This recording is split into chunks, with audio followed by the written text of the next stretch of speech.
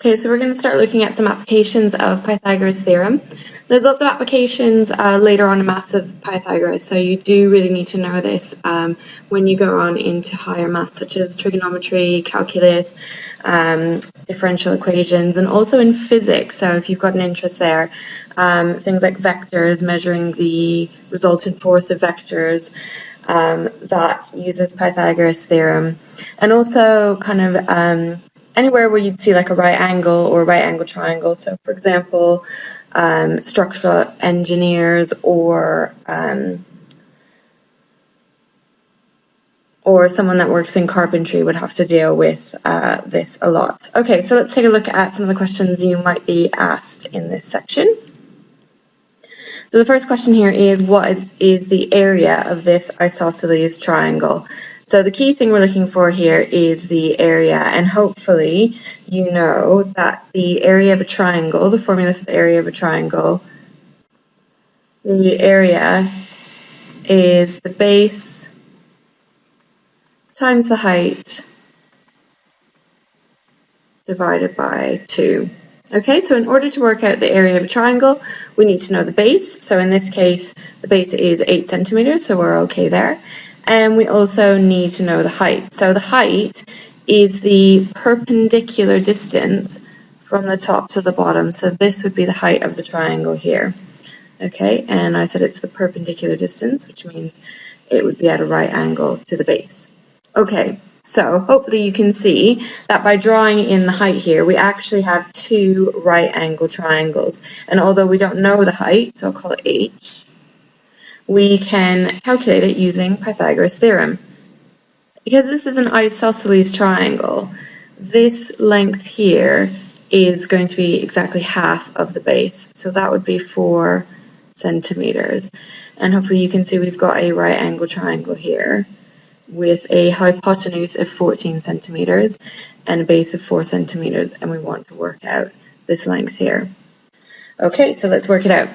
Now, because we know the hypotenuse, we're going to subtract the squares of the two sides. So h squared would be equal to the hypotenuse squared, so 14 squared, minus the shorter side squared, so minus 4 squared. Okay, so 14 squared is 196. Take away 16 gives me 180. And then to work out h, I need to take the square root of 180. And you'll probably need a calculator to work that out. When you put that into your calculator, you get 13.4 centimeters rounded to 1 decimal place. Okay, so now we've worked out the height.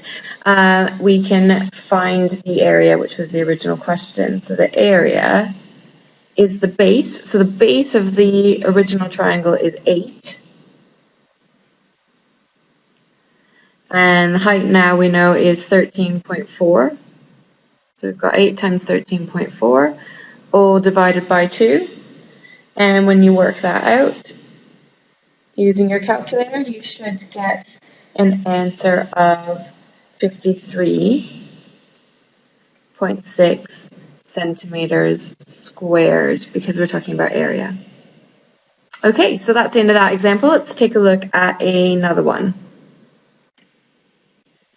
So this question is saying, is this a right angle triangle? So in this case, what we want to work out is this 90 degrees? So it looks like it's 90 degrees in this picture, but we need to work out using Pythagoras whether or not that's going to be a right angle. And we do that by seeing if the measurements that we've been given, so the hypotenuse is 21, so if 21 squared is equal to the sum of the other two sides squared, so that would be Pythagoras' theorem, and we need to see if that's actually true. So 21 squared is 21 times 21, which gives me 441. Now, is that actually equal to 15 squared plus 14 squared? 15 squared is 225, and 14 squared is 196. So when I add those two together, I get 421. So definitely 441 is not equal to 421. So these numbers don't fit Pythagoras' theorem, therefore it's not a right angle triangle.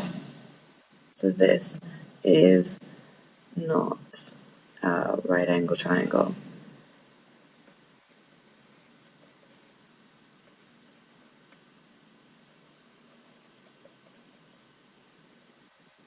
So this could be important to an engineer or a carpenter who wants to make sure that they've got a right angle, because the structure, in order to be secure, might need a right angle. So they might use Pythagoras' theorem to check to see if they've got a right angle.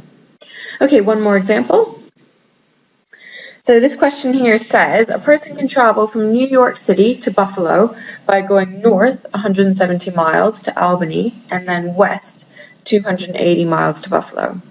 So the first part of the question is just to draw a diagram showing this information, and then the second part asks, if we had a highway built to connect New York City and Buffalo, how many miles would be saved on the trip?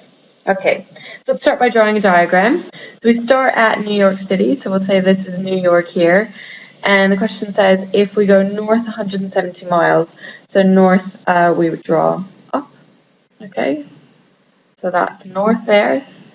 And we're going to Albany, so we'll mark that with an A, and that was 170 miles.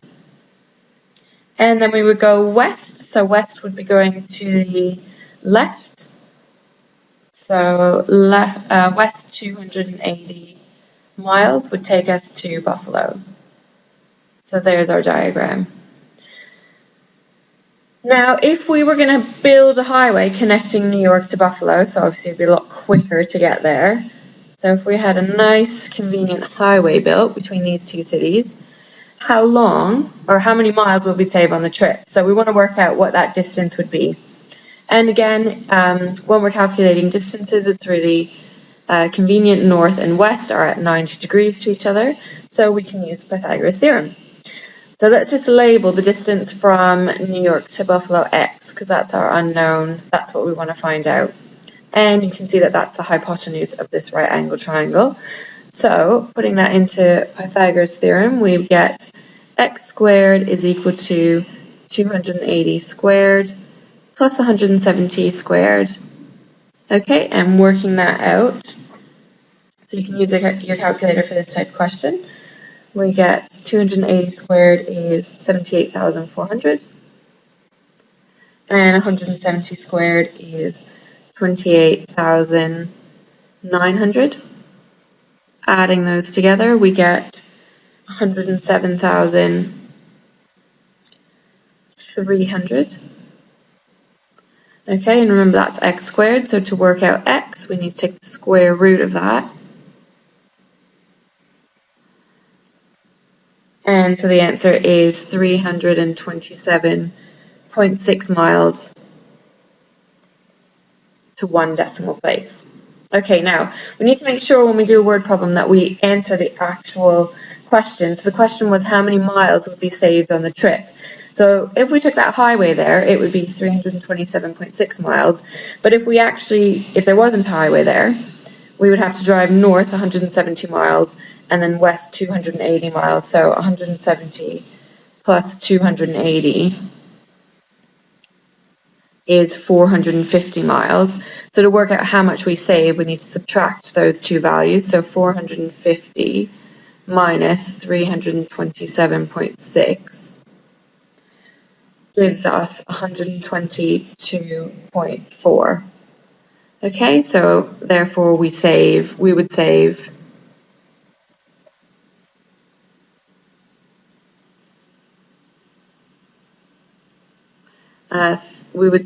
122.4 miles if this nice highway was built. Okay, so those are just a few of the applications that we might see for Pythagoras' theorem. The important thing is to draw a diagram if you don't have one and try and work out where your right angle might be. The sum of the square roots of any two sides of an isosceles triangle is equal to the square root of the remaining side. That's a right triangle, you idiot!